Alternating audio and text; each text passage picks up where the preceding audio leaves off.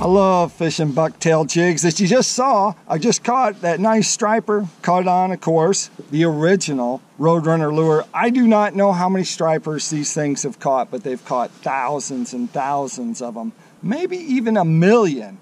I probably can't go that far, but you just never know, because a bucktail jig, and one that's unique like this Roadrunner lure that has this little spinner bait, the blade underneath there, that's an attractor. So when you start pulling this thing forward, this blade's going to spin as it goes through the water, and that's what attracts them, gets that bite. Plus, bucktail looks alive, especially when you pause it and you keep going, so that's real good. 3 different ways you can fish a Roadrunner lure.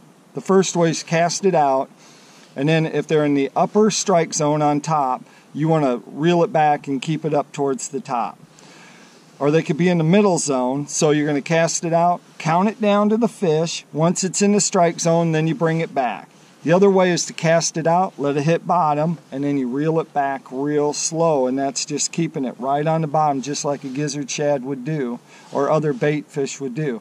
The other way is to jig it. So to jig it, you're going to find out where the strike zone is. That's where the fish are located. So if they're in grass, you can actually take these and pitch them and drop it in the holes in the grass and catch fish. Mostly here on highland reservoirs like Beaver Lake, we take them, we get over top of schooling fish, they disappear, but they're still on your graph. You take and you raise it up and bring it down. Raise it up and bring it down. Keep it in the strike zone and keep it above them. Don't go below, keep them above them. The only time you want to fish this below them is when the shad are dying, they're on the bottom, and the fish are actually turning and feeding off the bottom. Otherwise, the other way is to troll it. Very simple trolling. All you have to do is match your weight of your Roadrunner to how fast you're going. So if you want to go deeper, you're going to use a bigger one, like a 1 ounce, 3/4, and then they got a smaller 1/2. So you're just going to match the size according to how deep you want it to go. Roadrunner, 3 ways to fish it.